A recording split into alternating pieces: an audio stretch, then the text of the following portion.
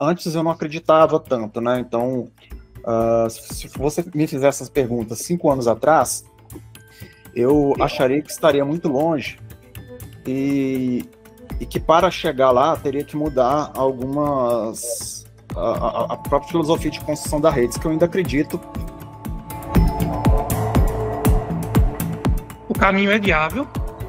A questão mora muito sobre algumas dificuldades que os modelos de linguagem hoje têm, né? Os modelos de linguagem são muito bons para correlação estatística de forma geral. Mas para dar esse passo para a AGI, a gente tem que, de certa forma, né, colocar vamos dizer assim, um modelo de mundo dentro do próprio da própria LLM, se a gente for por esse caminho. Technion é a única do Brasil que não está ligada à universidade, que é realmente a Technion que faz. A gente está com algumas pesquisas sobre a AGI, que a gente pode até detalhar um pouco mais depois. Para avançar, a gente precisa de explorar quase todas as possibilidades de forma geral.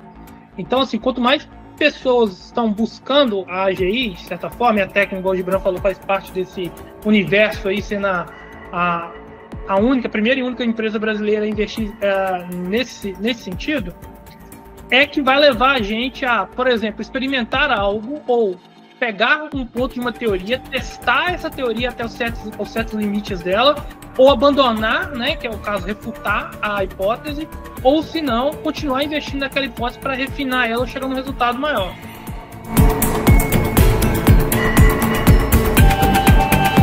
Até um ponto importante, né? Para a gente não interessa se a AGI é possível ou não, ou se ela algum dia vai chegar ou não. Não importa para a gente se é possível ou não. O que importa é que o caminho para chegar até lá, ele traz muitas descobertas e, no mínimo, a gente vai tirar proveito do que foi construído no meio do caminho. Você aprende como é a interação, vamos dizer assim, a interação entre os mecanismos para conseguir simular a interação humana. Já é também algo extremamente valioso. Enfim, tem várias pequenas partes que precisam de ser resolvidas para chegar no todo. E cada pequena parte dessa tem uma entrega de valor e pode resolver potencialmente um problema que às vezes a gente não está nem enxergando ele agora.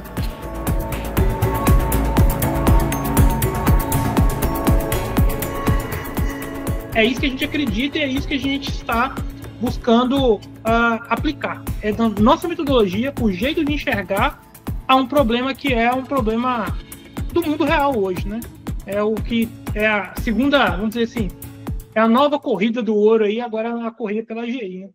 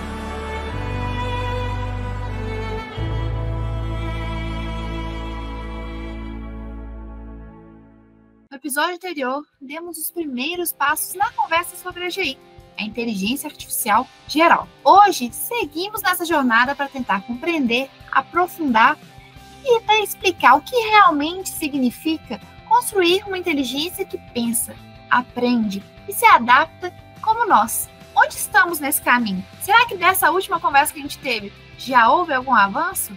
Quais os limites atuais dos modelos de IA? E o que falta para a gente cruzar essa fronteira? Então, nós trouxemos novamente Gibran, Raul e Davi Quintão, que exploram o que há de mais profundo nessa busca. A Tecno já está à frente de algumas pesquisas que refletem nesse caminho até a inteligência artificial geral. Então, vamos tentar buscar debater o entrelaçamento entre cérebro e código, qual que é a complexidade da biologia e a lógica, por trás dessa computação. Afinal, o que é ser geralmente inteligente? E até que ponto estamos realmente nos aproximando disso? Gibran, Davi, é um prazer recebê-los de novo aqui no nosso podcast, dessa vez para retomar um assunto que a gente já iniciou, da AGI.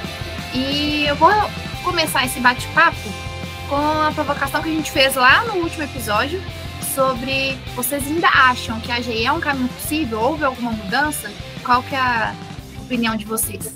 Sim, antes eu não acreditava tanto, né? Então, se você me fizesse essas perguntas 5 anos atrás, eu acharia que estaria muito longe e que para chegar lá teria que mudar a própria filosofia de construção da rede, que eu ainda acredito que é um caminho, essa mudança. Não é o único, mas eu acredito que é um dos caminhos.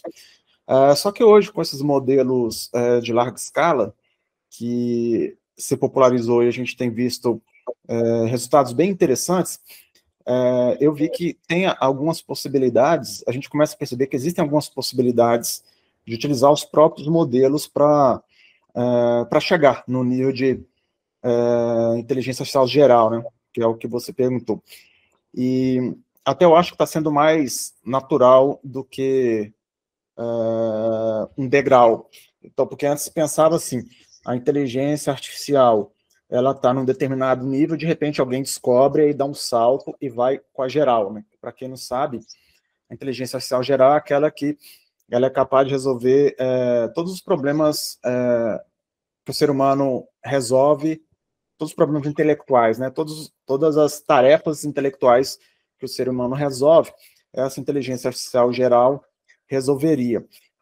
E o que eu estou vendo aí, e o que a gente vem acompanhando aí ao longo das evoluções, né, da tecnologia da inteligência artificial, é que está tendo uma gradação nesse caminho.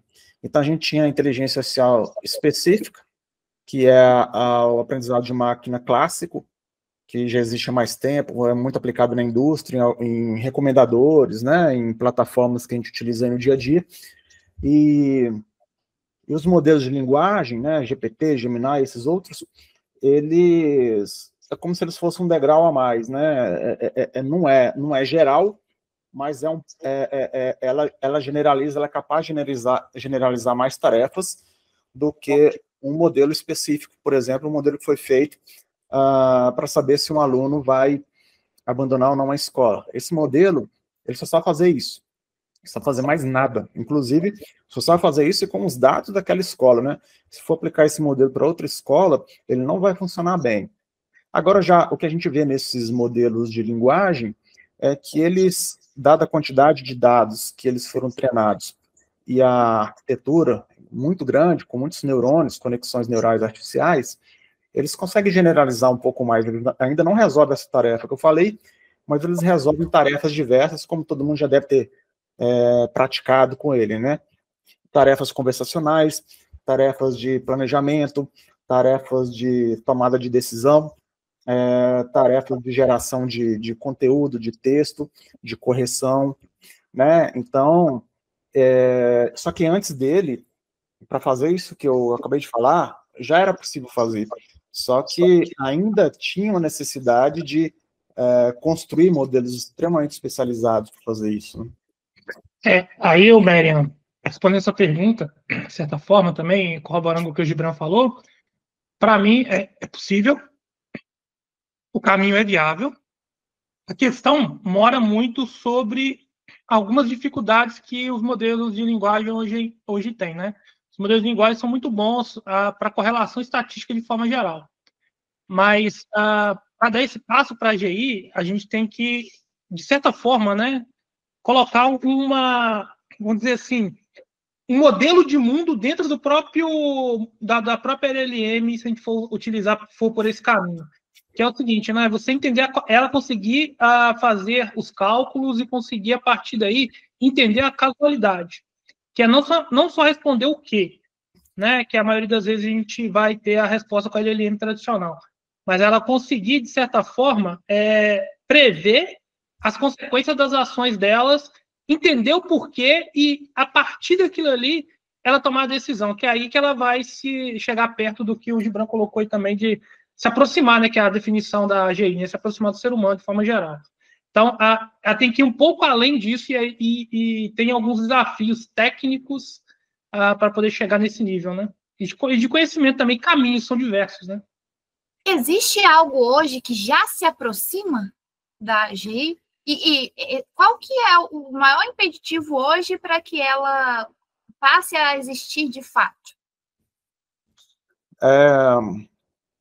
O impeditivo ainda é técnico. Existem algumas, já se tem poucas empresas trabalhando com a AGI, inclusive a Tecnion é a única do Brasil que não está ligada à universidade, que é realmente a Tecnion que faz. A gente está com algumas pesquisas sobre a AGI, que a gente pode até detalhar um pouco mais depois, mas tem no mínimo duas, né, que estão focando muito nisso, que é a DeepMind e a OpenAI. Existem outras, mas as que estão trabalhando muito nisso, Anthropic também. E o que é interessante, né? A DeepMind, há mais ou menos uns 3 anos, eu acho que até foi antes do GPT, do chat GPT, se eu não me engano. Acho que foi antes de 2022. Eles criaram um modelo chamado GAP, é o nome desse modelo, e era um modelo que era multimodal, né? Que é o que hoje já está, entre aspas, dominado esse processo. Então, um dos primeiros passos para chegar na inteligência geral é a multimodalidade. O que é isso? A mesma rede, o mesmo modelo, ele ser capaz de processar dados de fontes diferentes. Então, vídeo, áudio, imagem, texto, e outras informações, né, informações de sensores e outras, como o nosso cérebro trabalha, apesar do nosso cérebro ter algumas áreas específicas para processar cada característica de informação, esse seria talvez um primeiro passo, né, trabalhar com essa multimodalidade. Por quê? O fato da máquina ser capaz de executar tarefas humanas, ela também tem que perceber o ambiente, né, como um ser humano percebe, e ela teria uma grande vantagem se você não precisasse de montar ou de encaixar mais de um modelo, cada um especializado para uma percepção. E essa multimodalidade já foi superada. Hoje, os modelos mais recentes, eles já fazem isso. Tem um modelo Dino, chamado Dino V2, que é um modelo extremamente interessante, que até a gente falou sobre ele num radar técnico. E o que eles descobriram com esse modelo? Eles descobriram que a forma que esse modelo organiza as informações, ela é muito similar à forma que o nosso cérebro organiza algumas informações visuais, e isso não foi intencional. Então, querendo ou não, os modelos estão aproximando, já está tendo alguns resultados. Agora, o que está dificultando são as filosofias de projeto. Tem filosofia que acredita que vai ser o mesmo, a mesma técnica computacional e a mesma evolução, ou seja, tem filosofia que acredita, olha, a gente melhora os modelos que tem hoje e usa mais computação, e com isso a gente chega lá. Existem outras filosofias que talvez são as mais promissoras, que eles estão fazendo o contrário. Eles reduzem a capacidade computacional, mas ao mesmo tempo, em vez de utilizar um modelo grande, utiliza vários modelos pequenos, né? Tem as mais radicais, que é construir uma nova computação, e tem a outra mais radical ainda, que é não só construir uma nova computação, como construir a consciência, que é uma coisa que a gente pode falar também. Agora, autoconsciência, né? Agora, a questão é a seguinte, não quer dizer que para o computador realizar tarefas, todas as tarefas que o ser humano seria capaz, você precisa de criar um computador capaz de ser autoconsciente, ou seja, ele ter a percepção subjetiva dele mesmo. Não quer dizer que é necessário. Porém, o contrário não é verdade, né? Um computador, se em algum momento for possível criar uma máquina autoconsciente, ela, como efeito colateral, ela vai ter capacidade geral, ela vai ter capacidade de resolver problemas gerais, porque ela vai ter a análise que a gente busca, que é com essa subjetividade que o ser humano tem.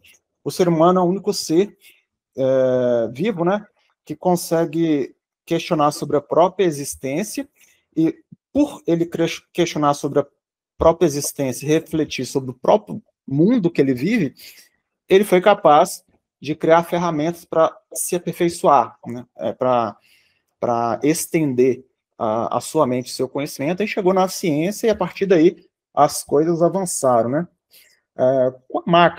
A máquina capaz de ter esta autoconsciência, só que não sabe porque ainda não se conhece os mecanismos dessa autoconsciência, então é difícil até construir.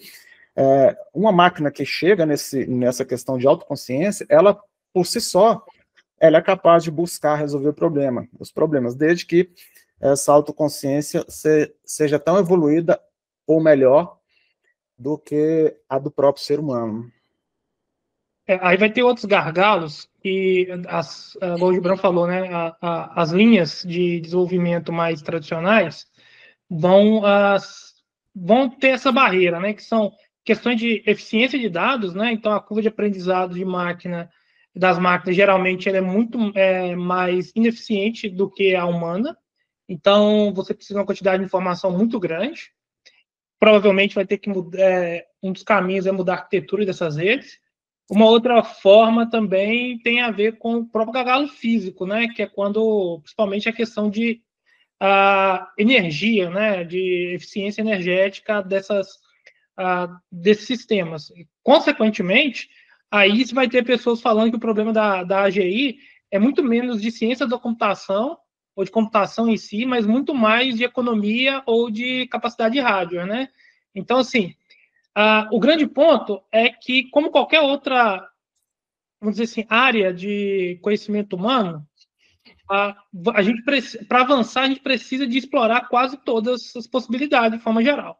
Então, assim, quanto mais pessoas estão buscando a AGI, de certa forma, e a técnica, igual o Gibran falou, faz parte desse universo aí, sendo a primeira e única empresa brasileira a investir nesse sentido, é que vai levar a gente a, por exemplo, experimentar algo ou pegar um ponto de uma teoria, testar essa teoria até os certos limites dela, ou abandonar, né, que é o caso, refutar a hipótese, ou, se não, continuar investindo naquela hipótese para refinar ela ou chegar num resultado maior. Então, isso só vai vir mesmo com o tempo e com mais visão empreendedora nesse sentido, né? De investir em desenvolver algo e a gente mudar a forma de pensar, que é plugar no que está pronto. Uma coisa interessante que eu tenho visto que está acontecendo é o seguinte: estão se descobrindo muita coisa, tem se avançado muito. Por exemplo, hoje a gente está em outubro de 2025, né? O que eu vi de avanço nos últimos 2 meses não é de brincadeira. Porém, ainda está desconexo. As coisas estão desconectadas ainda, mas a gente vê que se alguém pegar e juntar essas coisas, a gente consegue avançar um pouco mais.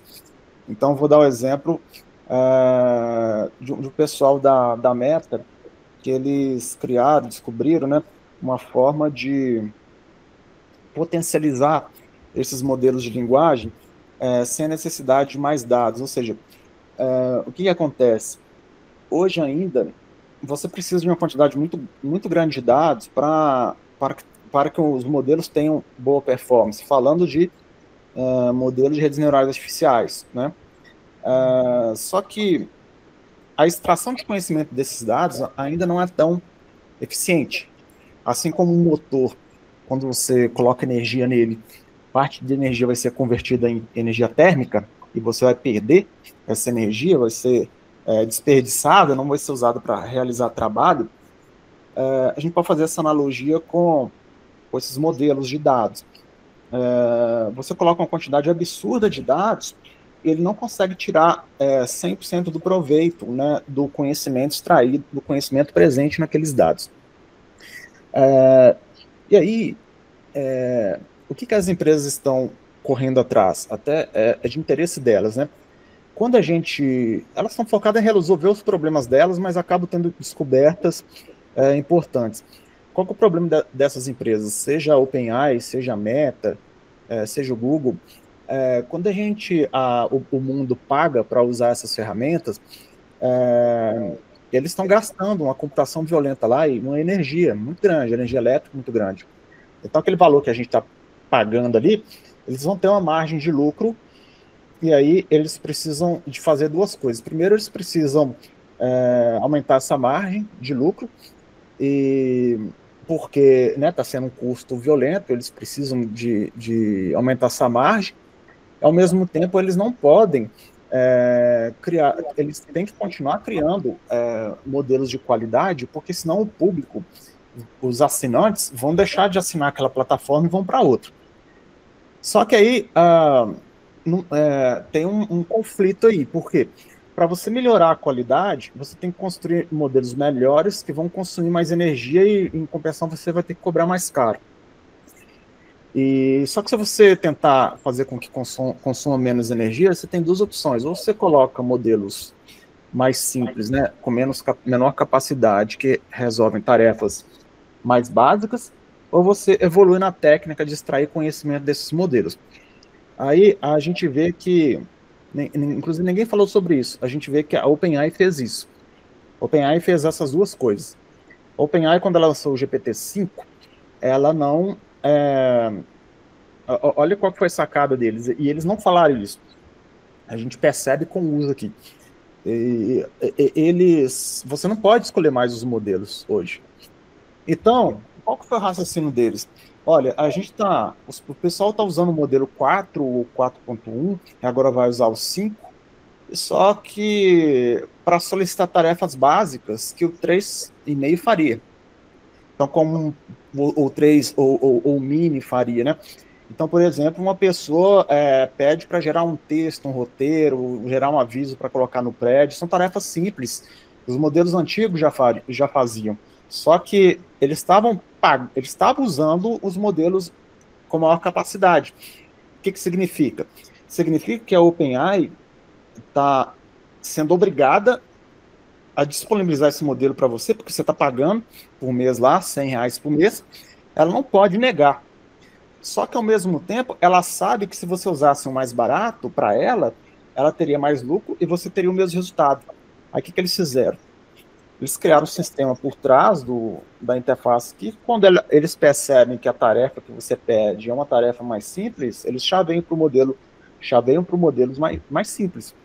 Porque aí eles conseguem manter a qualidade da informação, das tarefas para você, que ele consegue saber o que é mais complexo ou não, e ao mesmo tempo, para eles otimizam o custo. Logicamente, eles não divulgam isso, mas deve ter sido uma otimização violenta, porque pouquíssimas pessoas vão pedir tarefas mais avançadas, né? Então, não adianta também eles ficarem criando modelos cada vez mais capazes para as pessoas solicitarem resolução dos mesmos problemas. Então, se você pega um problema aí do Enem, eu dou exemplo da matemática, porque a matemática do Enem é sofrida, né?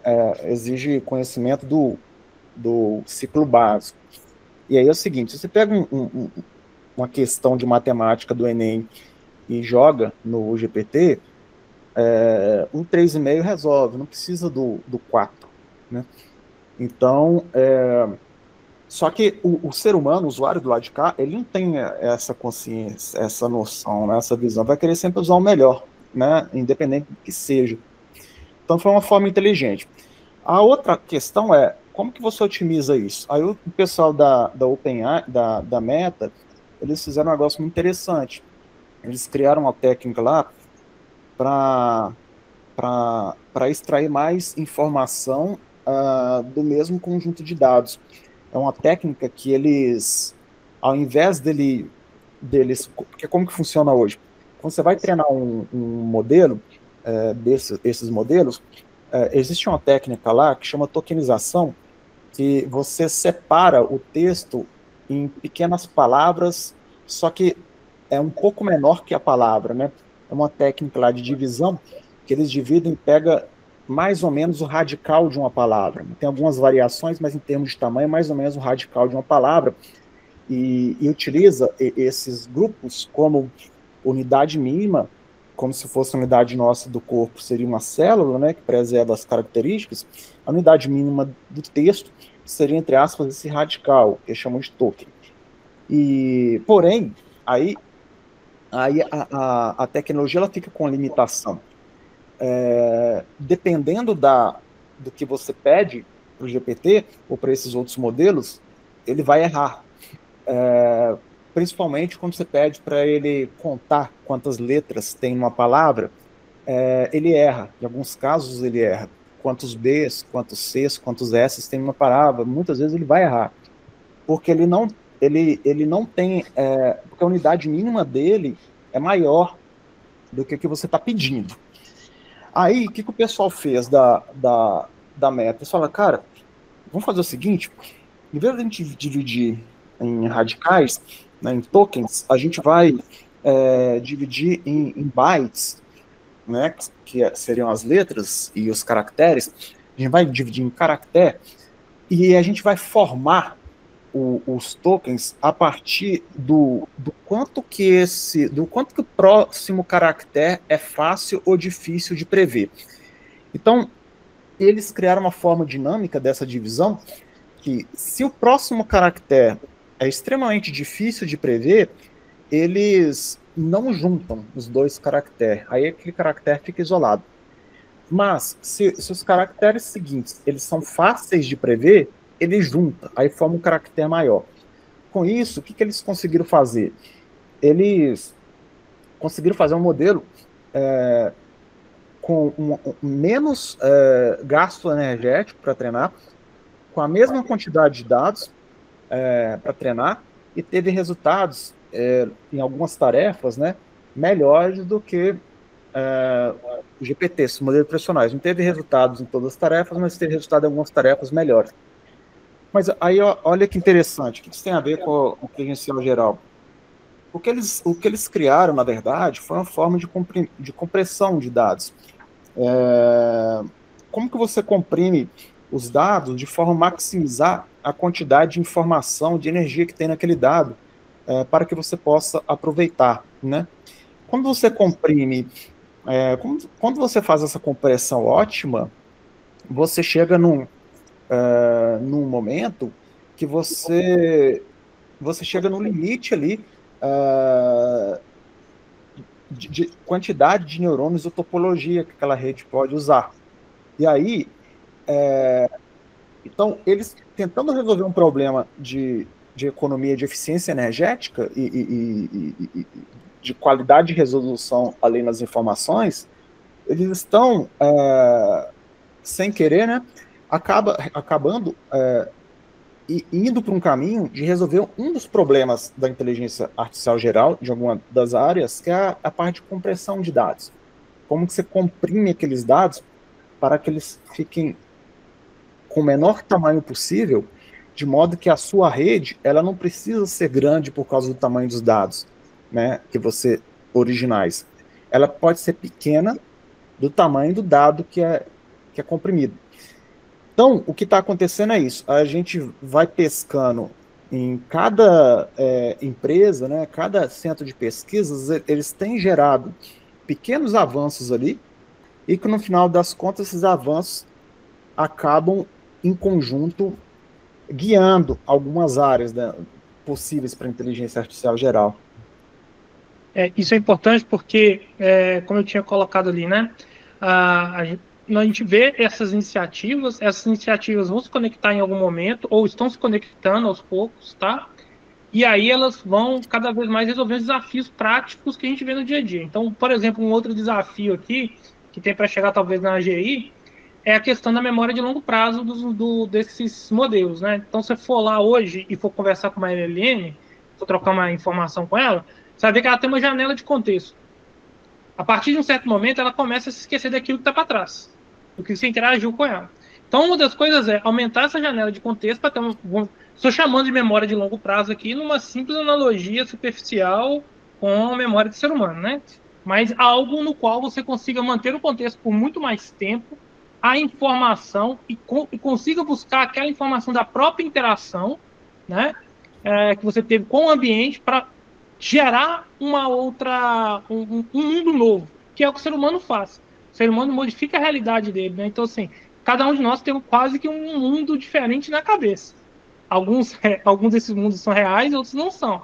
Então, mas a gente consegue lá modificar o ambiente que tem à nossa volta, né? E a gente aprende com isso também. Então, assim, essa questão que o Gibran trouxe aí da interação com o mundo, como que a gente vai talvez resolver isso, essa questão de compressão de dados, né, para você conseguir ser mais eficiente com o consumo de energia, diminuir a quantidade, né, ser mais eficiente com treinamento e aprendizado também. Isso tudo tem N caminhos que você for pesquisar e você vai achar as pessoas tentando seguir, os laboratórios tentando seguir. Agora, quando a gente vai ter é quase aquela mesma questão da teoria de tudo, sabe? A teoria que une, né, a mecânica clássica de grandes corpos com a de pequenos corpos. É quase a mesma coisa para a gente chegar, né, mais uma vez, só uma analogia, à questão da AGI. Essas coisas convergirem todas num ponto só e a partir daí a gente conseguir realmente estar muito próximo. Quando que vai acontecer? Para mim, isso pode ser semana que vem, daqui a um mês, daqui a 3, um ano, enfim. Qualquer exercício nesse sentido é futurologia, porque tem muita coisa acontecendo no laboratório que a gente não sabe. Ao mesmo tempo, é isso que o Gibran falou também. Como você tem essas big techs aí hoje, né, que dominam os grandes modelos e elas têm que responder a mercado, né? Então, ao mesmo tempo, também tem coisas que estão acontecendo que elas não vão lançar agora e que já estão passos à frente, né? Por uma questão de mercado ainda não foi colocado. Então isso também pode acontecer. Isso é uma hipótese bem razoável, né? O que a gente tem que continuar perseguindo é os caminhos para chegar lá e não ter impedimentos e travas de algo que a gente nem conhece ainda, que é o que a gente está vendo. As pessoas discutindo muito questões que não tem muita relação com mas como é que nós vamos fazer quando isso chegar? Como é que nós vamos regular esse negócio? Como é que não... Cara, não importa, a gente nem chegou lá ainda, como é que você pensa em algo nesse sentido? A gente deveria focar em desenvolver tecnologia. Aí depois a gente resolve os outros problemas.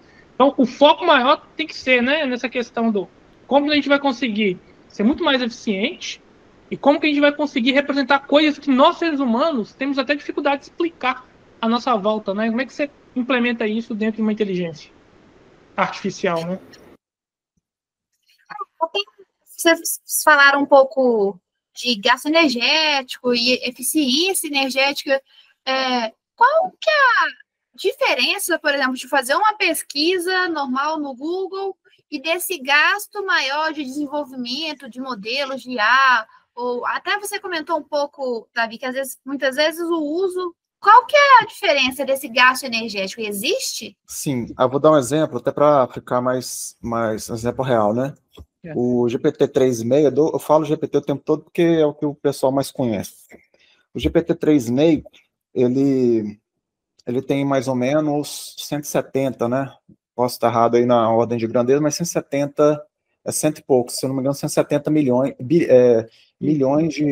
bilhões, na verdade, de conexões de neurônios artificiais.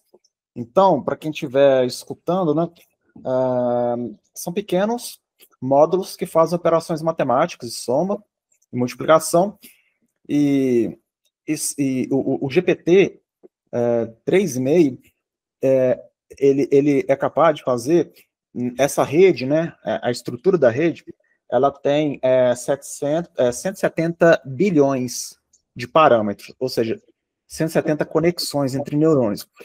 E aí, quando a gente converte isso para uma matemática, são 170 bilhões, aproximadamente, né, de pesos, que são parâmetros, e esses parâmetros são multiplicações, tá? Então, multiplicações e somas. Então, a gente pode pegar pares de multiplicação e soma, aí vai ter uma variação entre eles aí. Qualquer coisa que você pedir para esse GPT 3,5 fazer, ele vai ter que fazer 170 bilhões de operação.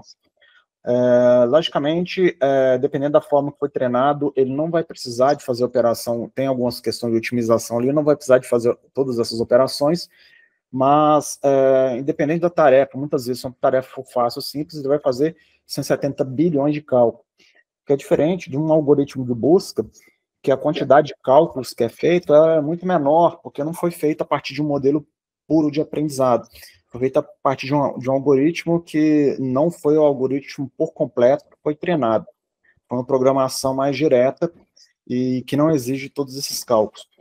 E isso é o GPT 3,5. Aí, quando a gente vai para o GPT 4, eles não divulgaram, não, mas uma estimativa aí que tenha 1,2 trilhões, né, de conexões. Então, vamos colocar de 8 a 10 vezes mais esses cálculos.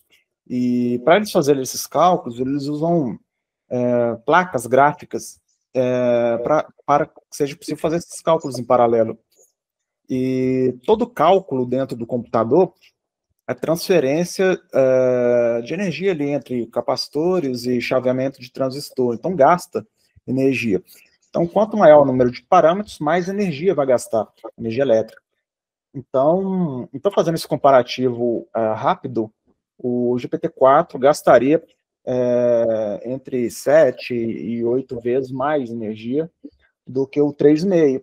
Então, só que aí se você pede uma tarefa no 3,5, tem gente que usa o GPT como calculadora.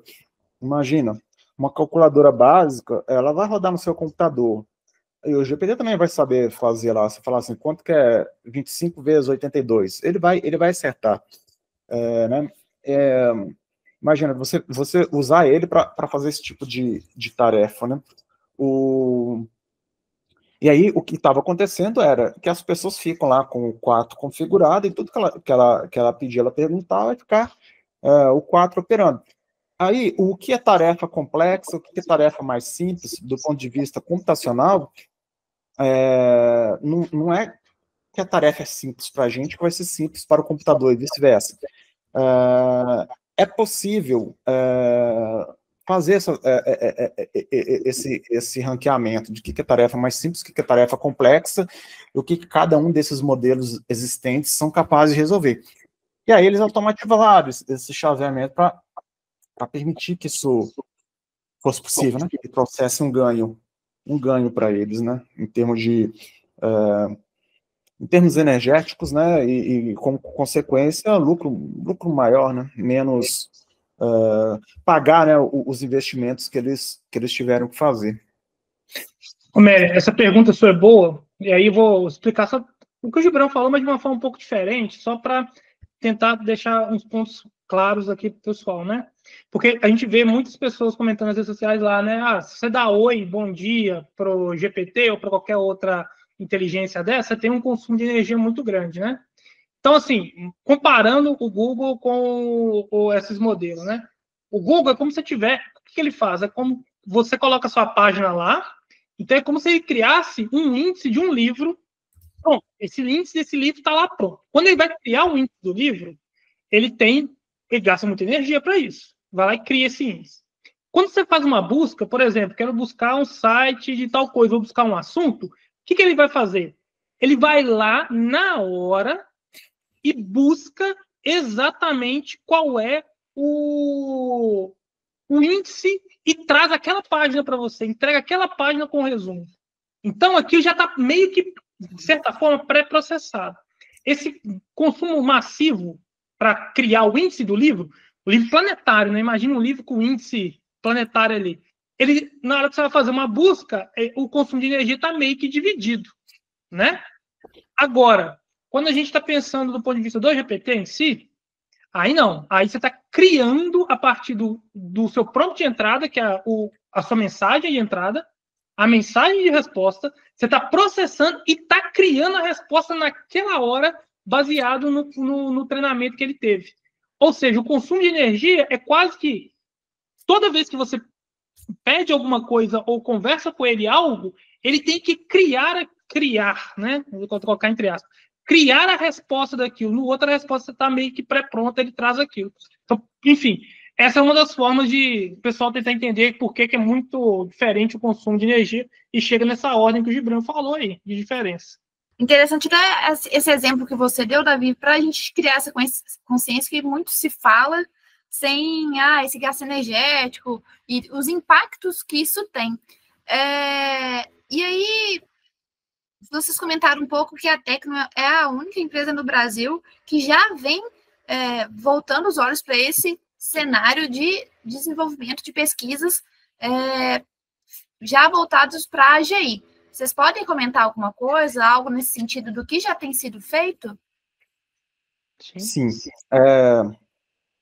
Inclusive, até um ponto importante, né? Para a gente não interessa se a AGI é possível ou não, ou se ela algum dia vai chegar ou não. Assim como o homem chegou à Lua, está querendo chegar em outros planetas, né? Estou dando esse exemplo porque, no caso da Lua, ninguém sabia se era possível. Só que, graças à insistência, foi muito mais além do que a Lua. E, inclusive, eles estão criando sondas, né?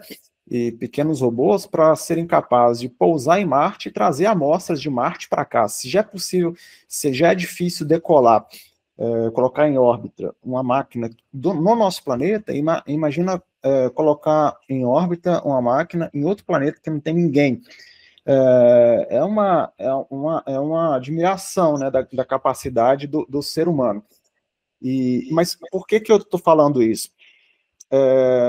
Não importa para a gente se é possível ou não. O que importa é que o caminho para chegar até lá, ele traz muitas descobertas. E, no mínimo, a gente vai tirar proveito do que foi construído no meio do caminho. Né? Assim como muitos fracassos dentro da área de tecnologia, surgem subprodutos que são utilizados no nosso dia a dia hoje. Um exemplo, graças à briga, né, espacial, hoje a gente tem a câmera digital, sensores de câmera CMOS, que são miniaturizados, foram criados para esse fim. Parte de ressonância magnética, essas coisas, na área de saúde também. Independente se o ser humano tivesse conseguido ou não chegar na Lua, ele precisou de construir, ele precisou de aprender a ficar em órbita, que seria um passo anterior, né, para depois chegar na Lua, né? Se não tivesse chegado, teria construído isso. Então, no nosso caso, o que a gente está fazendo? A gente sabe que as empresas, elas estão muito operacionais, tem muito poucas empresas no Brasil que realmente aprofundam no tema, e a Tecno, ela aprofunda e estuda o tema, né, constrói a ciência junto com seus trabalhos, né, e aí nós estamos trabalhando com 3 abordagens, tá? Dentro dessas 3 abordagens, a gente pode dividir em 2 pilares. Um pilar de uma nova computação, e o outro pilar de abordagem com a computação tradicional, computação clássica, tá? Falando dos pilares da computação clássica, aí eu não vou detalhar muito não, para não, né, porque... Vai entregar o tesouro do projeto ainda não, calma. Eu não posso detalhar muito, mas o que eu posso falar é o seguinte, dentro dessa área de computação clássica, a gente está trabalhando com a parte de compressão de dados, que é aquilo que a gente conversou. Se a gente consegue comprimir a informação antes de trabalhar com ela, a gente consegue consumir menos energia para processar, sem a necessidade de descomprimir.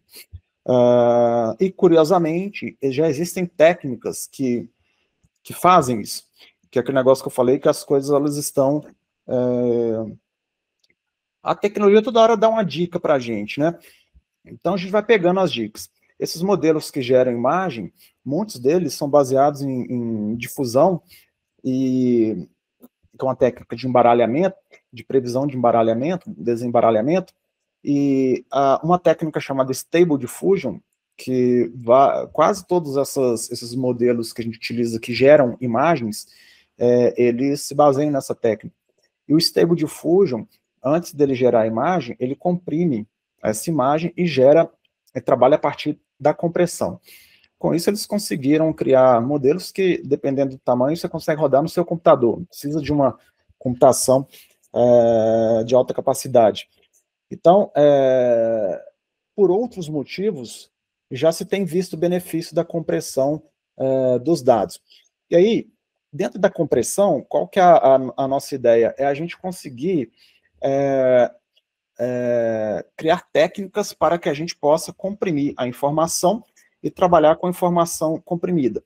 E isso é o primeiro passo que o próprio ser humano faz.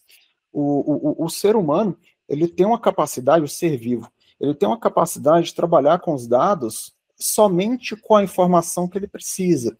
É como se, de forma biológica, ele fosse capaz de comprimir e extrair o conhecimento somente daquela informação que ele precisa.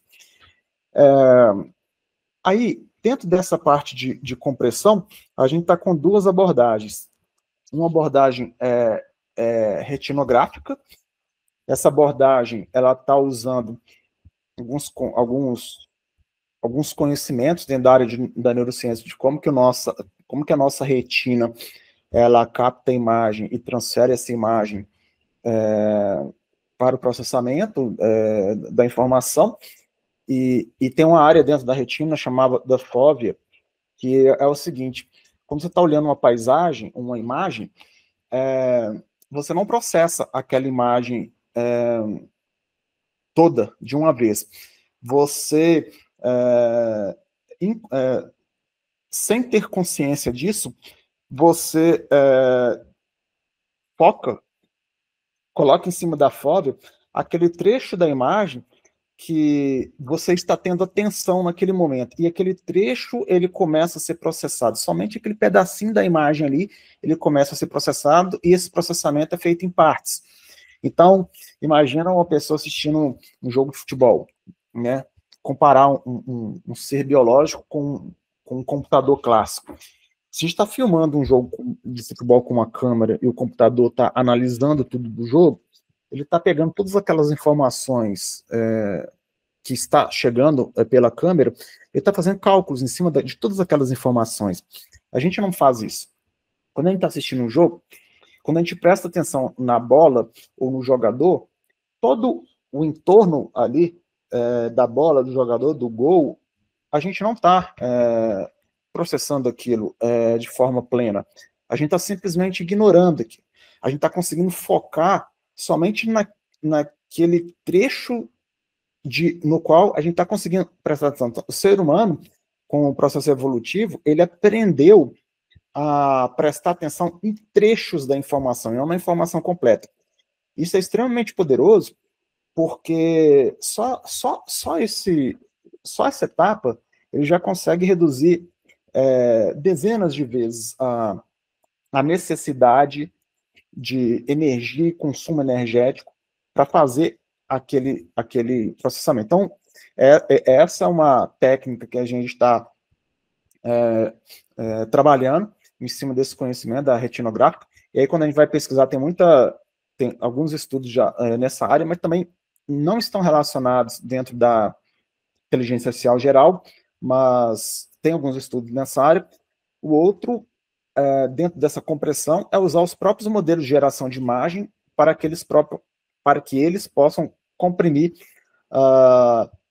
as imagens, né? Então, a gente está pegando um modelo que é utilizado para gerar conteúdo, para não gerar conteúdo, para ele comprimir um conteúdo e a gente ter como resultado um conteúdo comprimido. Tem um limite de compressão teórico, que é da teoria da informação, ou seja, para você preservar a informação, para você preservar toda a informação de um dado, existe um limite teórico, a gente não consegue ultrapassar. Mas só para vocês terem uma ideia, se a gente consegue comprimir 100 vezes sem perda, 200 vezes sem perda, 500 vezes sem perda, um determinado tipo de informação, alguns casos de informação, isso equivale a quase um prêmio Turing, que é o Nobel da computação. Então, não há algo simples e algo que é extremamente importante, porque existe o custo de processar a informação, existe o custo de armazenar a informação. Então, reduziria drasticamente este custo. O outro pilar que a gente está trabalhando dentro da modelagem clássica, e aí, só para finalizar, qual que é a relação disso com a inteligência artificial geral? Porque quando você consegue construir modelos menores, né, redes neurais menores, para executar a mesma tarefa que você precisa, você consegue tirar proveito dessa computação, dessa energia, dessa computação que você deixou de gastar, para você incrementar com mais cálculos, né? Que é o que a gente está fazendo no outro princípio, que é o princípio de emergência social. Então, esse é um princípio um pouco diferente desse de criar uma técnica baseada em um único modelo. Então, o que a gente está fazendo? Existem várias abordagens para a gente trabalhar, para resolver esse problema, né, de criar um sistema capaz de realizar cálculos equivalentes ao cognitivo humano. E uma das abordagens é utilizar um único modelo para fazer esses cálculos. Aí tem essas otimizações que eu falei. A outra abordagem é você construir uma quantidade muito grande de modelos menores para que, em conjunto, eles façam esse cálculo. Então, é o princípio da emergência social. E esse princípio da emergência social é o seguinte: a gente pega modelos significativamente menores, que realizam tarefas extremamente simples, e com esses modelos menores, a gente consegue, colocando eles em conjunto e colocando algumas condições de atuação em conjunto, ou seja, criando uma lei social ali, um comportamento social entre eles, a gente consegue fazer com que o conjunto tenha resultados melhores do que a soma das partes. Se o conjunto tem resultado melhor do que a soma das partes, o que a gente consegue fazer? A gente pega o resultado do conjunto e grava aquele aprendizado, transfere aquele aprendizado para cada uma das partes. E aí, cada uma das partes, com aquele aprendizado em conjunto, interagindo entre si novamente, vai ter novamente um aprendizado incremental total. A gente pega aquele aprendizado incremental total e reflete no indivíduo. Então, a gente está fazendo uma dobra. É como se amassando o bolo, né, que o pessoal faz, espicha a massa, dobra, espicha a massa, dobra, espicha a massa. Cada vez que fizer essa dobra, a massa fica maior, né, que ela fica mais flexível, etc. É mais ou menos isso, né? Só que a quantidade de elementos naquela massa é o mesmo. Então, qual que é a ideia nessa técnica? A ideia é que a própria máquina seja capaz de criar o sucessor, o seu sucessor, sem intervenção humana. Só que criar o seu sucessor para tarefas úteis. Então, tem, no mínimo, 2 desafios aí. Como que você define uma tarefa útil para que a máquina entenda que aquela tarefa que vai ser criada, ela pode ser herdada pelos seus sucessores, de modo que tenha melhores resultados do que a tarefa anterior, e a outra, como que você faz esse contrato de organização social entre as unidades. E aí, tem algumas abordagens, que inclusive eu estou fazendo uns testes recentemente, que é o seguinte: tem a abordagem que você pega modelos de linguagem, realmente, modelos de linguagem que aprendem o idioma, né, aprender o básico daquele idioma, não precisa aprender o idioma de forma complexa, mas consegue aprender o idioma de forma básica, e a partir daí, você coloca eles para conversarem. Aí se espera que aquela conversa ela seja mais complexa do que a conversa individual. O que é uma conversa mais complexa do que a individual? É uma conversa com menor previsibilidade. Então, tem cálculo de perplexidade que a gente calcula. Isso é uma abordagem. Outra abordagem muito interessante também é a gente fazer o uso de o que a gente chama de computação evolucionária. O que é computação evolucionária? Ela é inspirada no processo de evolução natural do Darwin. Então, você coloca elementos para competirem entre si e você mata, né, ali, de forma técnica, você mantém a sobrevivência daqueles que se adaptaram melhor. Aí você coloca alguns objetivos que significam uma melhor adaptação. Aí aqueles que se adaptaram melhor, você faz com que eles se reproduzam. E aí o que é reproduzir? É autorreplicarem. Né? Então, pensa assim, 1000 máquinas aprendendo. Vou dar um exemplo que não tem a ver com a inteligência geral, mas para ficar claro, pessoal. Imagina que a gente cria 100 maquininhas pequenas, 100 carrinhos, cada um com uma determinada, um algoritmo ali de inteligência entre eles, capaz de detectar bordas, detectar a bolinha, e aí você coloca esses 100 carrinhos numa mesa de sinuca. E aí o objetivo desses carrinhos é encontrar a bola branca, por exemplo, só vai ter a bola branca, e jogar a bola branca na caçapa, em qualquer uma das caçapas. Aí você cria 100 robozinhos desse e coloca em cima da mesa de sinuca. Quando você faz algumas configurações nesses robôs, as configurações básicas são detectar a bola, detectar a distância das bordas e detectar a caçapa. Só isso. Você não fala mais nada. Você não fala nem que ele tem que jogar a bola na caçapa. Aí você põe lá.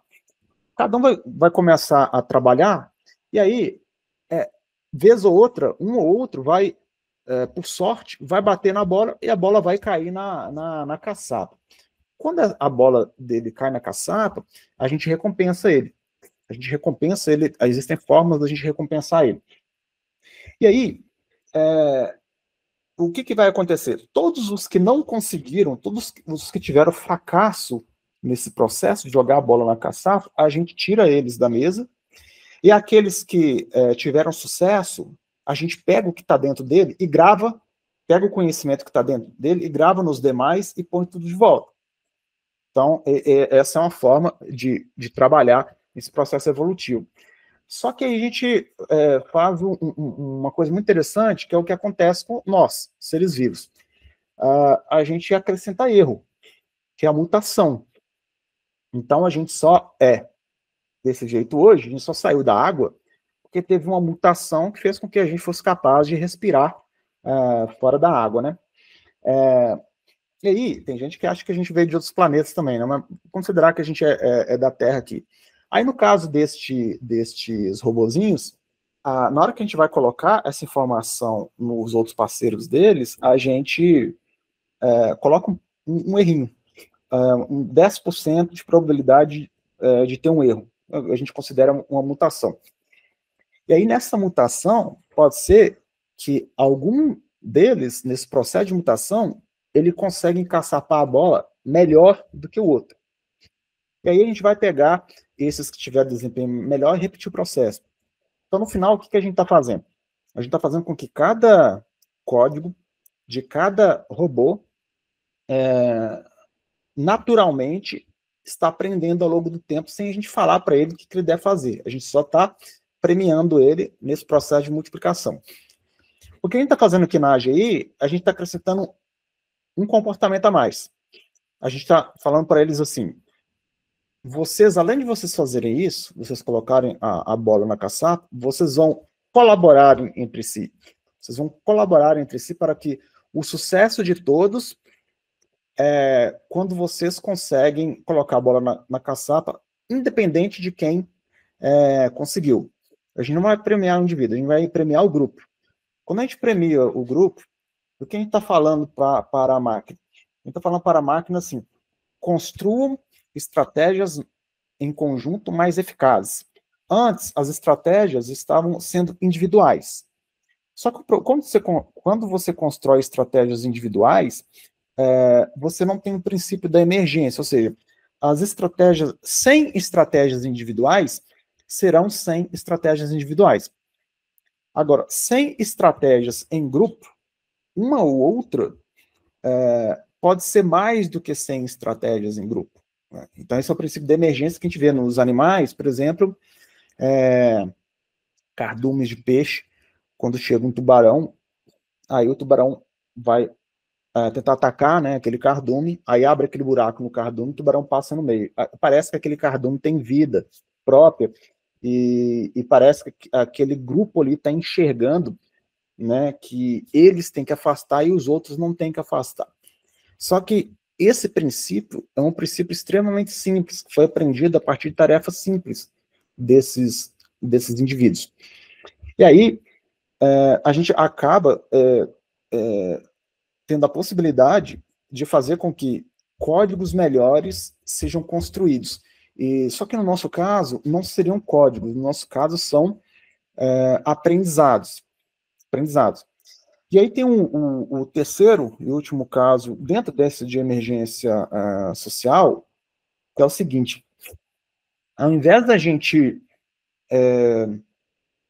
pegar modelos, inclusive isso é bem novo, eu não sei, na verdade, eu sinceramente não sei se alguém já fez isso, né, mas é algo que a gente está fazendo também. Ao invés da gente pegar blocos de código para interagir entre si e gerar códigos melhores, a gente vai pegar neurônios e pedir para os neurônios interagirem entre si, neurônios artificiais. Então, vou dar um exemplo do nosso cérebro. Nosso cérebro é altamente especializado, tem regiões ali que para certas tarefas são extremamente especializadas. Tem região do nosso cérebro que se a gente perder, a gente não consegue falar. Às vezes a gente compreende, mas a gente não consegue falar. Então, são regiões especializadas. Então, o nosso cérebro, de alguma forma, ele conseguiu criar conexões especializadas. As redes neurais artificiais, hoje, elas pecam muito nisso, né? Quando você vai olhar a tecnologia atual de redes neurais artificiais, elas têm até algumas funções de especialização, uma função mais focada em atenção, outra função mais focada em processamento de imagem, processamento visual, etc., geração de texto, geração de sequências. A gente tem até algumas partes especializadas, mas a gente não tem no nível de especialização do nosso cérebro. Aí vem a pergunta, como que a gente cria essas novas especializações? Uma forma é sentar vários especialistas numa mesa e definir no quadro quais as especializações e todo mundo ficar quebrando a cabeça para criar as especializações. A outra forma é fazer como a natureza fez, né? A natureza, ninguém chegou e sentou, chegou e sentou e ficou criando as especializações. Essa parte serve vai ser para isso, aquela parte vai ser para aquilo. Não foi assim. Foi durante esse processo de seleção natural. Aí, o que a gente faz? A gente pega cada neurônio, então é como se fosse uma rede neural, é uma rede neural, só que essa rede neural, ela tem as suas conexões altamente conectada, e não somente conectada com os neurônios seguintes, conectada quase todos os neurônios conectados com todos. Aí essa rede, ela aprende a desconectar neurônios. Só que a forma que ela aprende a desconectar neurônios e fortalecer novas conexões. A forma que ela aprende é nesse processo de emergência. É diferente de uma técnica, por exemplo, de regularização, que o pessoal pode achar que é similar, tem uma técnica que chama dropout, que você consegue fortalecer algumas conexões e cortar outras. É diferente dessa técnica, porque o que a gente está fazendo a gente entrega uma rede altamente conectada É como se colocasse ela ali na mesa da sinuca e falasse assim, ó, vocês vão resolver essas tarefas, só que eu gostaria que vocês resolvessem com o máximo de eficiência possível. E aí, ao invés de a gente colocar uma rede altamente conectada, uma forma é colocar uma rede altamente conectada, outra forma é você colocar milhares, milhões de conexões aleatórias entre as redes, aí ao invés de colocar uma rede, a gente colocaria 1 milhão de redes neurais, cada uma com uma configuração completamente diferente da outra, e verificar qual que é capaz de resolver aquela tarefa com maior qualidade. E as coisas elas se conectam tanto que as duas formas que eu falei, elas chegam no mesmo resultado. Então, se você colocar uma rede altamente conectada e pedir para ela ir desconectando e até chegar no momento de otimização, a gente pode resolver esse problema com uma técnica de aprendizado por reforço. Essa é uma abordagem. A outra abordagem a gente não utiliza essa técnica de aprendizado por reforço, que vai beneficiar os resultados melhores, mas a gente consegue ter o mesmo resultado se a gente criar seres vivos, entre aspas, então é como se fosse essas 1 milhão de redes conectadas, na verdade é muito mais do que 1 milhão, e aí a gente pede para essas redes altamente conectadas, cada uma de um jeito, com um certo tipo de conexão, para executar a mesma tarefa. Aí a gente vai fazer a mesma coisa que a gente fez com os robôs.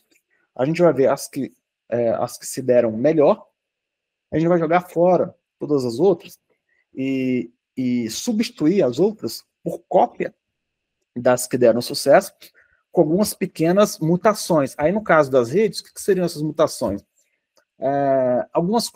Poucas conexões a mais ou poucas conexões a menos dentro das que tiveram sucesso.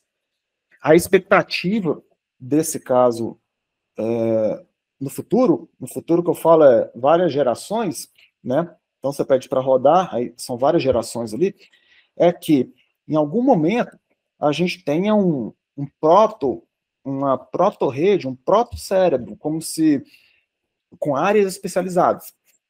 Então existem alguns desafios em cima disso, que a gente está trabalhando, está pensando os caminhos para seguir. Então, eu dei uma visão, não posso aprofundar mais, mas eu dei uma visão mais abrangente aí dentro da área de computação clássica que a gente está trabalhando. Alguns pontos para destacar aí da explicação do Gibran é que tem a correlação com a visão, né? A visão é aquela que ele, não vou repetir aqui, aquela que ele explicou, que é a que a gente não está tão preocupado no final do dia de chegar na AGI. Mas disso tudo que ele explicou, olha o tanto de desafios que nós temos que resolver até lá, que ele, né, já criou aí algumas possibilidades. Imagine se a gente consegue, dentro desse cenário todo, por exemplo, uma forma de economizar energia no treinamento, no uso, na operação de modelos. Com a compressão de dados, por exemplo. Né? Vem uma economia de energia aí. Já é um valor enorme. Se a gente consegue, se a gente aprende como é a interação, vamos dizer assim, a interação entre os mecanismos para conseguir simular a interação humana, já é também algo extremamente valioso. Enfim, tem várias pequenas partes que precisam de ser resolvidas para chegar no todo. E cada pequena parte dessa tem uma entrega de valor e pode resolver potencialmente um problema que às vezes a gente não está nem enxergando ele agora. Então, o grande problema que às vezes falta para investir, né, em pesquisas nesse sentido é de enxergar o valor nos objetivos específicos, não necessariamente no objetivo geral como um único validador de sucesso. Então, o que a gente está procurando aqui além de desenvolver, claro, a AGI como grande objetivo, é ter esses resultados de médio, né, e pequeno porte, vamos assim dizer, que vão, em comparação, claro, que vão trazer também alguns resultados importantes. Para chegar em Marte e trazer algo de volta, o foguete tem que dar ré, né? enfim, você tem que resolver esse problema primeiro. Então, ele foi resolvido. Agora, são outros problemas que a gente vai resolver com a GI aqui. Aí eu queria falar da parte da nova computação, que essa é extremamente importante. Aproveitar que a gente está falando em português, né? Porque o pessoal só vai escutar isso fora do Brasil. É o seguinte, eu estou lendo, né? Estou estudando muita parte de consciência. Como funciona a autoconsciência, né? A autoconsciência é o que nós humanos temos e se acredita que somente o humano tem, talvez alguns primatas possam ter um pouco, né, dessa autoconsciência. E aí, como curiosidade, como que eles testam, né, se os animais conseguem se perceber? Eles colocam, uma forma de testar é colocar, por exemplo, você pega um chimpanzé e coloca um laço na cabeça dele, né, sem ele ver. E aí, coloca um espelho na frente dele. Se ele olhar para o espelho e tirar o laço, ele está conseguindo entender que aquele ser vivo do lado de lá é ele. Ele está conseguindo se perceber. Não são todos os animais que conseguem fazer isso, tá? Chimpanzés, eles fazem. Alguns primatas, eles fazem. Com algumas tarefas, eles conseguem perceber que aquele é ele e aquele laço está na cabeça dele. Tem animal que você mostra, ele não vai conseguir entender. Se colocar um cachorro com um laço e mostrar ele no espelho, ele não vai tirar com a pá. Então, isso é um dos testes que você faz para saber, para entender um pouco, né, estudar um pouco essa questão de consciência e autoconsciência entre os seres vivos. A parte de consciência, existe muita pesquisa na área e ainda não está muito consolidado, né, o que se pode ser. Existem algumas tentativas de explicação e muitas dessas tentativas, a própria definição, o próprio método, ele já prejudica o processo de pesquisa. Então, deixa eu dar um exemplo, no caso uma área, né, que um livro que eu estou lendo aqui do Penrose. O Penrose é um físico matemático que ele estudou muito também, além de estudar os buracos negros e algumas outras coisas de astrofísica, ele estudou muito a parte de consciência. E ele está com 90 e poucos anos hoje, tem uns 92 anos hoje, e ele fala,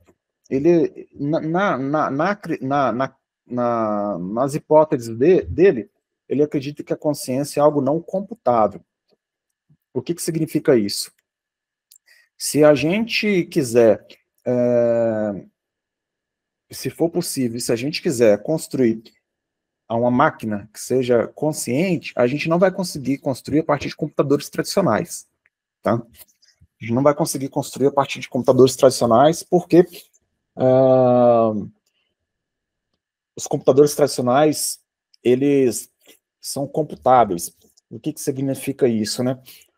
Eles são capazes de executar algoritmos que são abordagens finitas e para resolver problemas a partir de cálculos. Então, isso seria um computador tradicional. Ele fala que o cálculo não é suficiente. E aí, esse livro aqui, ele até é legal para quem quiser, né? Sombras da Mente. Ele tem duas partes. Tem uma parte aqui que ele tem mais de 100 páginas, mais de 200 páginas, só ele explicando por que não é computável. E eu não estou falando que ele está certo, né? Na verdade, não tem ninguém certo nessa. São várias visões sobre a consciência. Aí a gente vai chegar na AGI a partir disso. Aí depois, na parte 2, ele mostra qual que é o caminho. Então, ele entrega as duas coisas. Ele entrega o porquê que a autoconsciência ela não é computável e por que não adianta você ficar a eternidade inteira tentando fazer com que os computadores fiquem conscientes, que eles jamais ficarão, porque na visão dele não é computável, mas, ao mesmo tempo, ele acredita que é possível construir. Porém, na visão dele, para construir, precisa ser criada uma nova ciência. Ou melhor, precisa ser a ciência que a gente conhece hoje, ela precisa ser precisa ter um complemento dessa nova ciência, deste novo conhecimento, para que seja possível até explicar e caracterizar a consciência. Aí, nos estudos dele, ele nem sabia que tinha isso, ele acabou sabendo depois com outro pesquisador que ele conversou da área de biologia. Esse livro ele escreve junto com outro pesquisador, ele tem uma técnica OKR, que é uma técnica que ele tenta associar a consciência com os microtúbulos dentro dos neurônios, né? Toda célula, grande parte das células, elas vão ter o citoesqueleto, que é a parte que sustenta a célula, e no neurônio tem um microtúbulo, né, como se fosse um tubo de sustentação de cada neurônio. E aí, o que ele percebeu, estudando isso, vendo alguns experimentos, é que o que a gente monitora hoje do nosso cérebro é apenas um efeito do que acontece nesses microtúbulos.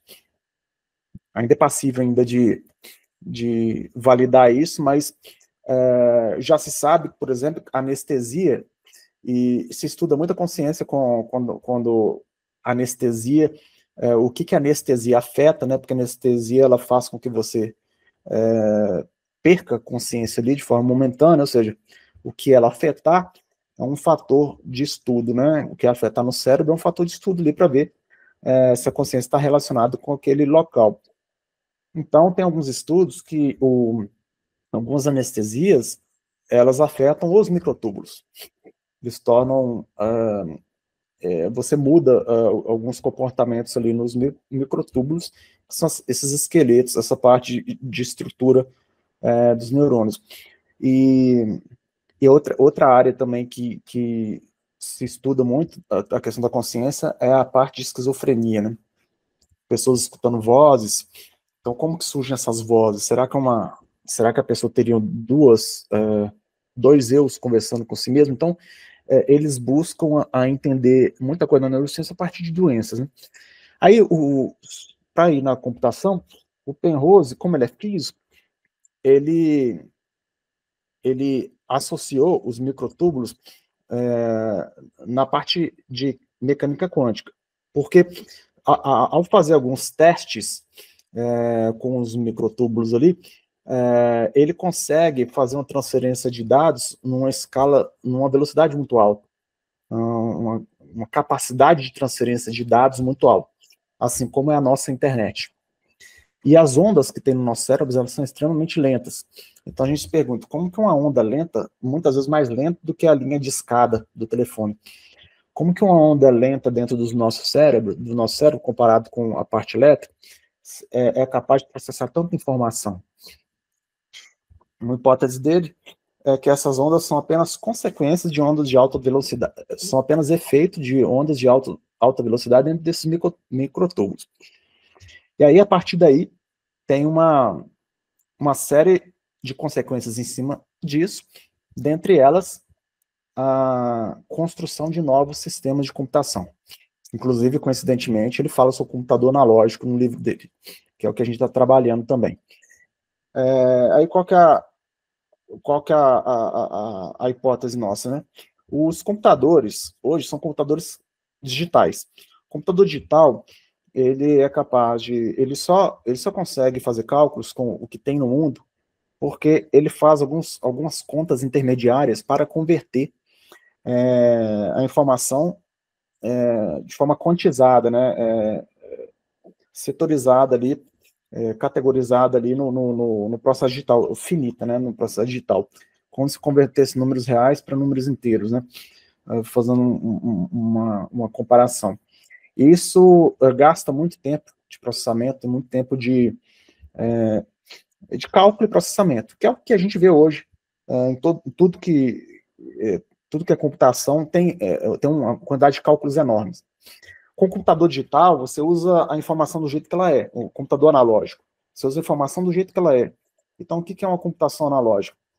Tem uma variação de temperatura, você tem um sensor de temperatura, e aí ele consegue perceber a temperatura no ambiente. Você não precisa converter essa temperatura para números inteiros ou com uma casa depois da vírgula, que é o computador digital faz. E aí, quanto mais casas depois da vírgula, maior a resolução desse computador, mas ao mesmo tempo ocupa mais memória e mais processamento. No analógico, não. Entre aspas, teria infinitas casas depois da vírgula, consumindo a mesma quantidade de energia. E essa quantidade de energia é muito baixa, é baixíssima. E aí, a configuração desses computadores, ele é capaz de resolver equações diferenciais. E o que são equações diferenciais? São equações que ela tem a característica, por exemplo, de evoluir com o tempo, né? Ela é dependente do tempo, tem uma variação com o tempo. O tempo pode ser uma das variáveis. E que é o nosso mundo. O nosso mundo, a gente não fica estático, né? O mundo anda. Então, o computador analógico, ele pode ser especializado para resolver equações diferenciais. Equações diferenciais representam muito bem grande parte dos fenômenos difíceis que a gente precisa resolver. E o computador analógico, ele consegue resolver de forma rápida. E se você consegue representar a informação sem precisar de armazenar essa informação como byte ou como bit, você pode representar essa informação como interferência de ondas ou como outras características de ondas, que são os computadores analógicos. O que acontece você consegue aumentar o número de variáveis no cálculo de um determinado problema sem a necessidade de reduzir para consumir energia, que é o que o computador digital faz. E o nosso cérebro, ele, dentro deste pensamento e outros pensamentos também, outras linhas de raciocínio, de como que funcionaria esse processo de consciência, esse processo de emergência, de cálculo de mais alto nível, que é o nosso córtex, que consegue fazer cálculos mais subjetivos. Essa subjetividade, ela pode vir de características que os computadores digitais jogam fora. Então, vou dar um exemplo. O computador digital hoje, quando a gente constrói um computador robusto, a gente tem que tirar a interferência eletromagnética. Então, aquele cabo que você liga na tomada e tem aquela parte grossa ali, que parece uma caixinha grossa, tem uma ferrite ali, que ela está filtrando ondas de alta frequência para evitar interferência nos circuitos, e dentro dos circuitos tem vários filtros para jogar fora a interferência. Só que o computador analógico usa exatamente essa interferência para fazer cálculo. E o nosso cérebro, dentro de algumas abordagens, ele usa exatamente essas interferências para fazer esses cálculos, e no computador digital a gente está jogando fora. É como antigamente jogava o soro do leite fora, e hoje se utiliza o soro para fazer o whey.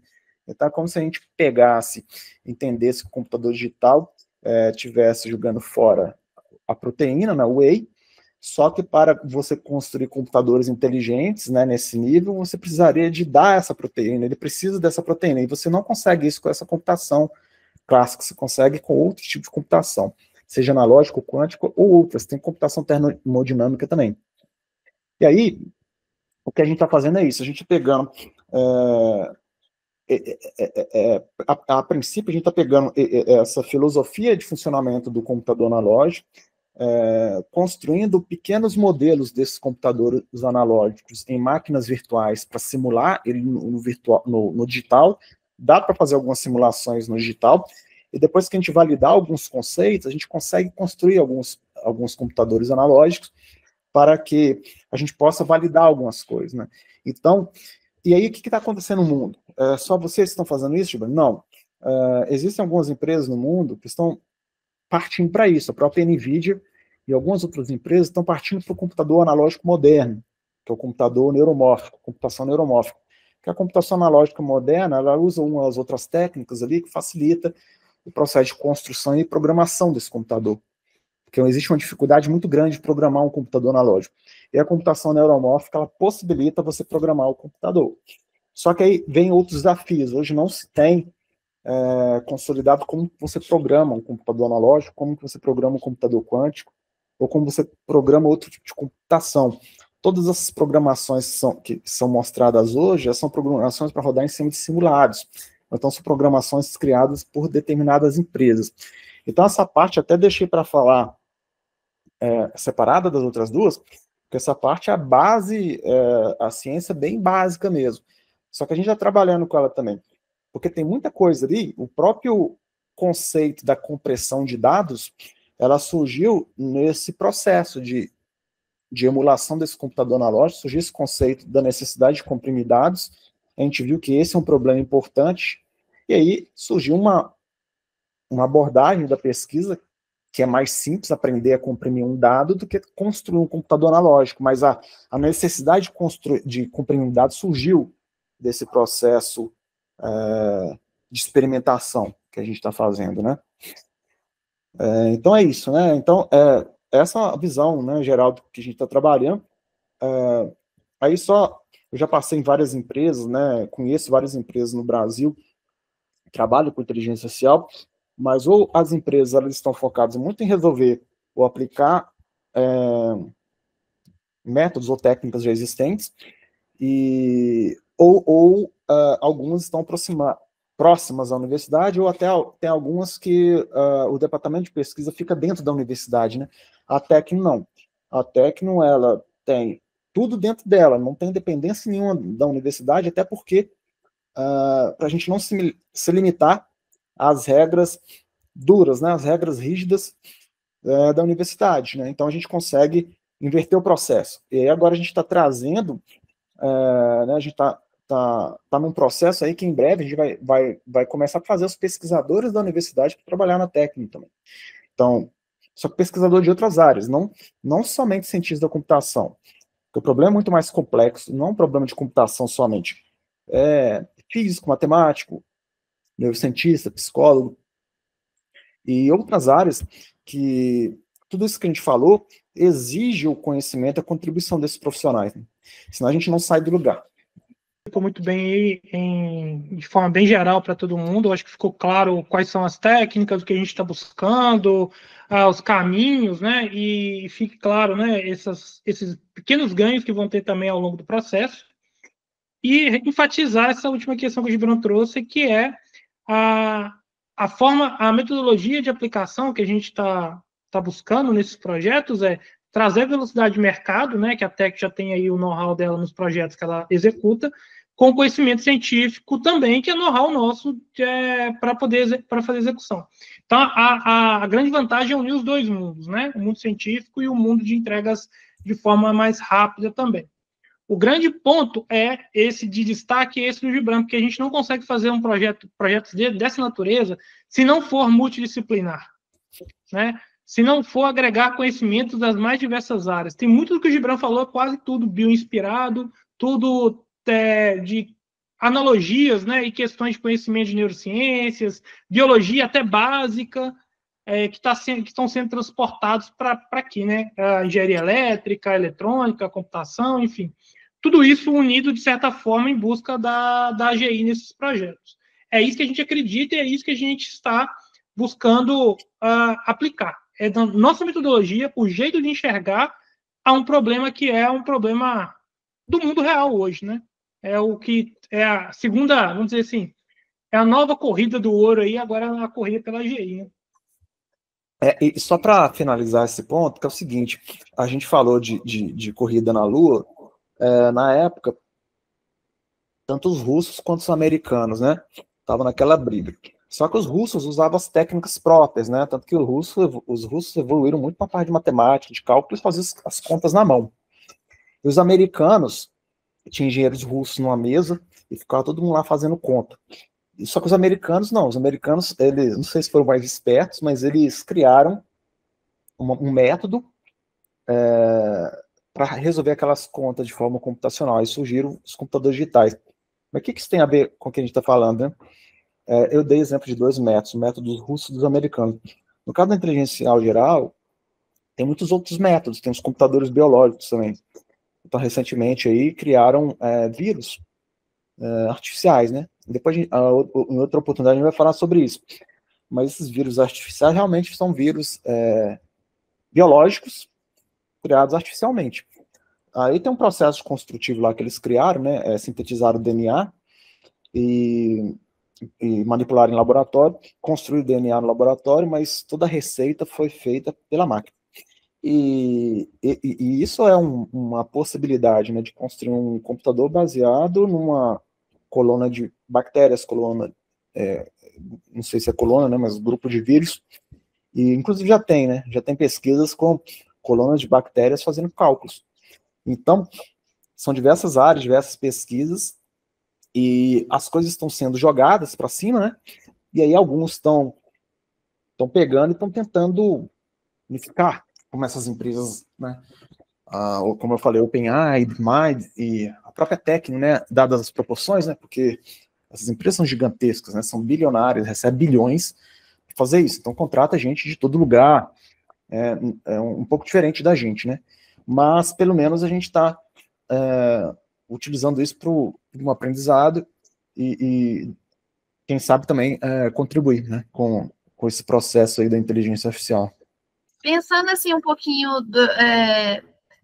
de algumas notícias que têm saído, né, e até fazendo esse exercício de futurologia que às vezes a gente provoca aqui, vocês têm compartilham da visão pessimista que muitos dessas pessoas que estão à frente dessas big techs têm, ou mesmo sobre essa bolha que está envolvendo a inteligência artificial? Como que é o posicionamento de vocês em relação a isso? Eu acho que a gente tem que analisar sempre o contexto em que essas falas são feitas e os possíveis impactos que muitas vezes não estão escancarados nas falas e que eles acontecem, né, no dia a dia. Muito delas é para buscar, de certa forma, mascarar algum tipo de comportamento que seria inadequado para a sociedade, enfim. E aí você traz isso para a tona. Algumas tem umas questões econômicas, regulação, enfim. Tem alguns pontos aí que a gente tem que tomar muito cuidado com essas visões. Se fosse uma bolha, essa bolha já teria estourado, já teria passado, ela não é, porque nós estamos falando de tecnologia aqui de uso geral. A gente não está falando em algo específico para uma questão, né? Estamos falando de algo que é aplicado a qualquer problema hoje em dia, né? Qualquer desafio hoje em dia. A questão está mais no hype que vai acontecer, que é muita empresa, muito profissional, que hoje em dia simplesmente conecta, né, com a API dessas gigantes, não desenvolve realmente inteligência artificial e diz que desenvolve. É quase que não uma bolha, mas é o mercado próprio se regulando, sabe? No seguinte sentido, no sentido de ele realmente vai retirar quem não entrega valor no final do dia com a aplicação de inteligência artificial. Ou entrega valor de forma muito simplória e no curto prazo, e aquilo não se sustenta a longo prazo. Então, eu acho que é mais por esse caminho do que provavelmente uma bolha que vai estourar porque está superdimensionando, enfim. Há o período ainda de ajuste do mercado que a gente ainda está passando por ele. Isso sim vai acontecer. Agora, uma bolha, não acredito, não. A gente compartilhou sobre isso, né? Sobre a nossa visão da bolha. Para mim, isso aí é extremo emocional, né? Ganância. Então, quem está falando que a bolha são empresas e empresários que são movidos pela ganância. Eles querem o curto prazo e falta de conhecimento, né? Conhecimento histórico. E se você quiser inteligência artificial no curto prazo, você não vai ter resultado e você vai falar que isso é uma bolha. Às vezes, quando a gente estuda, aprofunda um pouco mais, a gente vê que esse processo é um processo que vem sendo construído ao longo do tempo e ao longo de décadas, né? E agora a gente somente subiu mais um degrau e o fato de comparar, né? Muita gente está usando a bolha das .com lá na década, nos anos 2000, né? Que teve a questão do .com.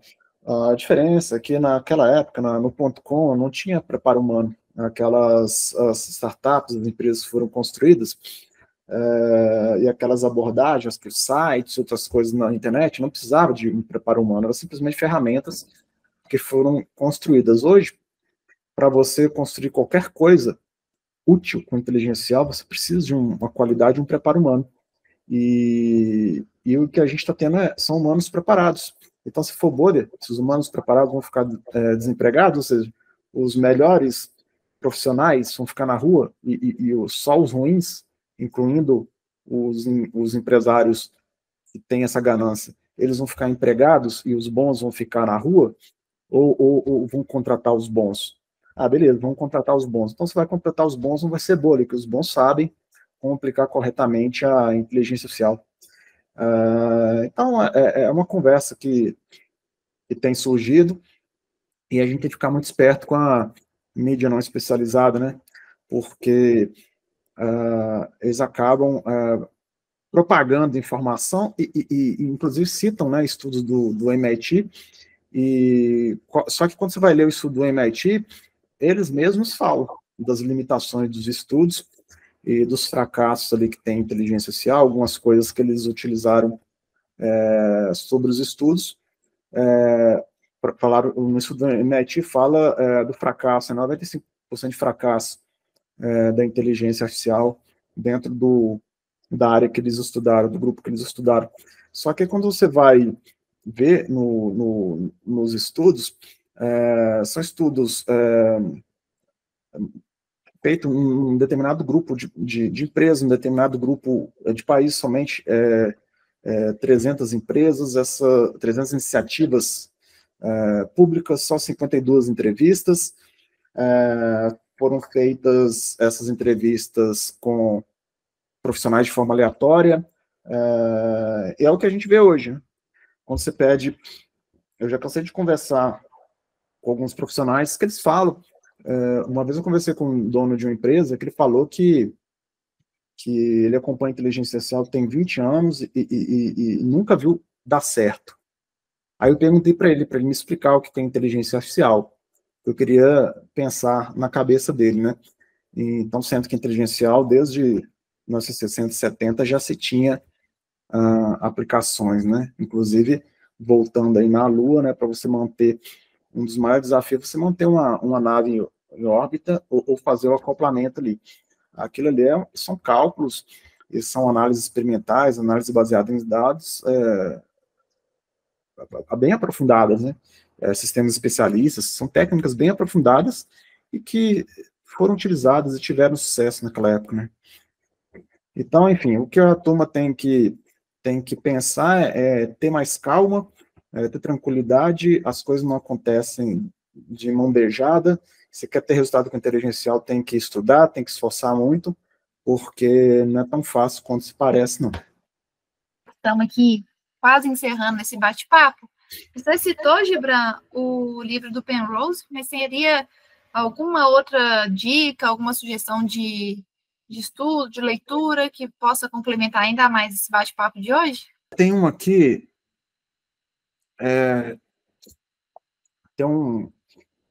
dizem que é um dos maiores neurocientistas do mundo, e ele faz muito livro mais simples de divulgação científica, até, o nome parece até brasileiro, mas eu acho que ele não é brasileiro. Antônio Damasio tem um livro chamado Em Busca de Spinoza, Prazer e Dor na Ciência dos Sentimentos. Ele mostra como que o nosso cérebro e as emoções são processadas e tudo. E tem um outro livro dele também, Antônio Damasio, Sentir e Saber, As Origens da Consciência. Então, uma visão complementar a esse do Penrose, né? E quem quiser aprofundar, e isso bate, né, junto com esse caminho que as ciências exatas e tecnológicas elas estão seguindo. Tem que olhar para a biológica, tem que olhar como que funciona, né, o nosso cérebro. Então, é importante a gente conhecer um pouco como funcionam essas partes mais de alto nível do nosso cérebro. E seguir aí as nossas redes sociais, porque né, nós estamos sempre divulgando lá alguns conteúdos, alguns artigos, algumas informações referentes, né, à inteligência artificial, à neurociência, que é isso que o Gibran acabou de recomendar o livro aí, né, e essa integração entre inteligência artificial e neurociência que a Tecno busca cada vez mais implementar no dia a dia, né, e trazer isso também para a pesquisa da AGI, né, como vocês viram aí na explicação de Gibran. Excelente. Então, Davi e Gibran, retomamos esse tema que a gente já trabalhou esse ano, mas claramente já teve avanços e novas possibilidades de debate, né? A gente avançou ainda mais nessa conversa e tenho certeza que em breve a gente vai retomar esse tema de novo, porque terão novidades, terão novos pontos de reflexão. Então, muito obrigada por estar aqui hoje e por contribuir ainda mais com esse debate. Eu que agradeço. Muito obrigado. Obrigado, Mary. Obrigado, Bruno. Até mais. Até mais. Esse foi mais um episódio do Tecnocast. Continue acompanhando a Tecno nas nossas redes sociais e fique por dentro sobre as conversas que a gente levanta sobre inteligência aplicada, neurociências, ciências e tecnologia. Até o próximo episódio. Tchau, tchau.